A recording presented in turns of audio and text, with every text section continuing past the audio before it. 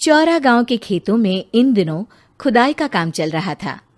असल में इसी गांव से होकर एक अच्छी सड़क गुजरनी थी, इसलिए यहाँ खुदाई शुरू की गई थी। अचानक एक दिन खुदाई करने वाली मशीन से कुछ टकराता है। बाद में जब खोजबीन की जाती है तो वहां से 2 कंकाल मिलते हैं। पुलिस गांव के लोगों से पूछताछ शुरू करती है। आप लोगों को क्या लगता है ये किसके कंकाल हो सकते हैं? अरे साहब, हमें क्या पता ये किसके कंकाल है, आप ही लोग पता लगाइए। हम लोग तो बहुत ज़्यादा डरे हुए हैं। हाँ, हमारी फॉरेंसिक टीम अभी आ रही है। ये बताओ कि इस गांव के रहने वाला कोई जोड़ा गायब तो नहीं ना? क्योंकि शुरुआती जांच में तो ये बात सामने आ रही है कि एक कंकाल किसी पुरुष का है तो एक किसी महिला का। साहब, हमें तो बहुत डर लग रहा है।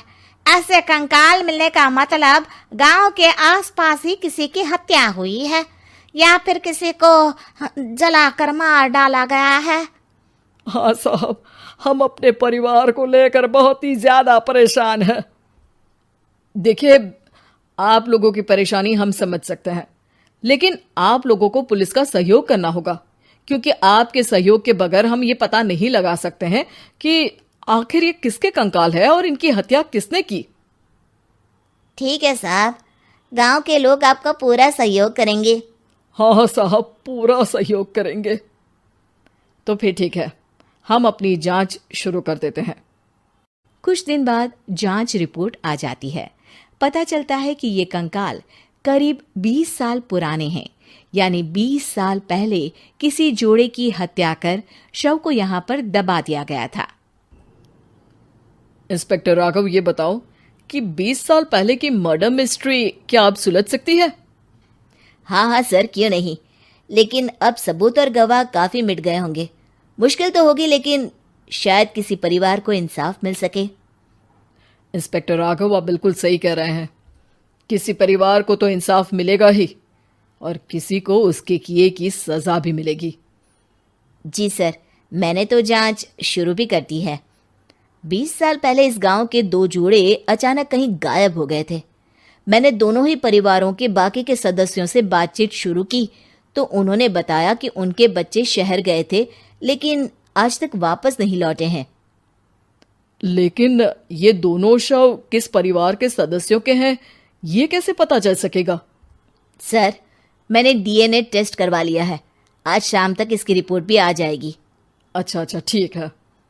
उसी शाम को सर, डीएनए रिपोर्ट के मुताबिक ये दोनों ही लाशें चौरा गांव के रहने वाले प्रधान सुल्तान सिंह के बेटे और बहू की है। लेकिन इनकी हत्याएं किसने की है, ये कैसे पता लगेगा? इसी का तो पता लगाने की कोशिश में जुटा हूं सर। आज सुल्तान सिंह से मिलने भी जा रहा हूं। मेरा बेटा और बहू तो मेरे लिए सिर्फ यादों में ही रह गए थे। हमें उनकी लाशें तक नहीं मिल सकी थी। आज 20 साल बाद उनके कंकाल मिले हैं। मैं अब किसके लिए जीऊं?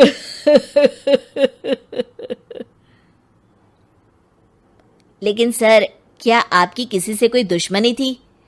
अपने बेटे बहू की हत्या के लिए आप किसे जिम्मेदार मान रहे हैं? अब मैं किसका नाम बोलूं? मेरी तो किसी से दुश्मनी नहीं थी, बस मेरे बेटे बहू को कोई वापस ला पाता।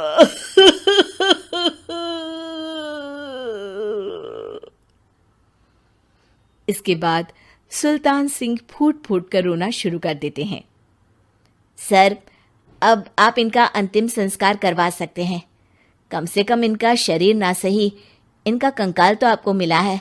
लेकिन हाँ, अगर आपको कुछ भी याद आए तो जरूर बताइएगा।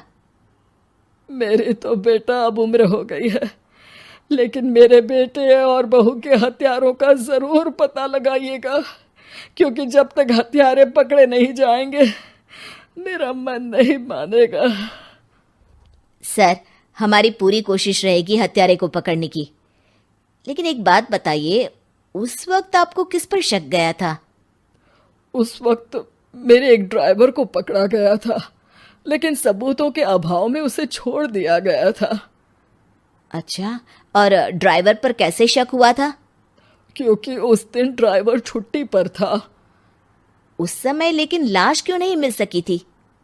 उस वक्त पुलिस ने बहुत कोशिश की थी, लेकिन दोनों की डेड बॉडी नहीं मिल सकी थी। ठीक है, हमारी तफ्तीश चल रही है, मैं फिर आऊंगा। इसके बाद इंस्पेक्टर वहां से चला जाता है और सुल्तान सिंह अपने बेटे और बहू की याद में खो जाते हैं। कुछ दिन बाद सुल्तान सर, एक बात बताइए, जब आपके बेटे बहू की हत्या हुई थी, उसी के आसपास आपके ही गांव का रहने वाला एक और जोड़ा उसी वक्त गायब हो गया था ना? हाँ सर, अलका और अभिषेक, वो भी मेरे बच्चों जैसे ही थे। तो फिर वो कहाँ है? उनका भी आज तक पता नहीं चल सका, लेकिन बताते हैं कि कुछ साल पहले अभिषेक को गांव के ही किसी आदमी ने मुंबई में देखा था, लेकिन फिर वो गायब हो गया। यानी अभिषेक और अलका की हत्या नहीं हुई थी, बल्कि उन्होंने किसी वजह से खुद ही गांव छोड़ दिया था। हाँ, हो सकता है, क्योंकि अभिषेक मेरे बेटे संतोष का अच्छा दोस्त था और उसका मेरे घर भी आना जाना लगा रहता था। हो सकता है कि उसने मेरे बेटे और बहू के बारे में सुन लिया हो और ये गांव छोड़ दिया हो सकता है। उनके परिवार का कोई अब नहीं रहता क्या इस गांव में? अब तो कोई नहीं रहता। एक चाचा थे, लेकिन उन्होंने भी अपना पुश्तैनी मकान बेच दिया है। वो भी अब कहीं शहर में ही बस गए हैं। ओह, अभिषेक और अलका के बारे में भी पता लगाना होगा। हो सकता है कि वही इस हत्या के बारे में कुछ बता सके। हो तो सकता है, लेकिन वो बेचारे तो खुद ही वक्त के मारे थे, वो क्या बताएंगे। फिर भी सर, जब केस दोबारा खुला है तो जांच तो करनी ही पड़ेगी, और इस बार तो लाशें भी बरामद हुई है। कुछ दिन तक लगातार तफ्तीश चलती रही। एक दिन थाने से सुल्तान सिंह को फोन आता है। हाँ, कौन बोल रहा है? सर, मैं कांस्टेबल तुलाराम बोल रहा हूँ थाने से। आपको थाने आना पड़ेगा। थाने? लेकिन क्यों? सर, किसी की पहचान करवानी है। अच्छा ठीक है, मैं दोपहर तक पहुंचता हूँ। सुल्तान सिंह दोपहर में थाने पहुंचता है। कई पुलिस के अधिकारी वहां मौजूद रहते हैं। सर, आपके बेटे की हत्या का रहस्य आज शायद सुलझ जाए। अच्छा इंस्पेक्टर राघव, पर वो कैसे? सर, उस आदमी को देखिए, क्या वही अभिषेक है? सुल्तान सिंह की आंखों में हैरानी से आंसू आ जाते हैं। हाँ सर, यही अभिषेक है। ये आपको कहाँ से मिला? सिर्फ अभिषेक ही नहीं, बल्कि इसकी पत्नी अलका भी इसके साथ है। मैडम, जरा अभिषेक की पत्नी को लाइए। जैसे ही अलका को पेश किया जाता है, सुल्तान सिंह जमीन पर गिर जाते हैं। सुल्तान सर, क्या हुआ आपको?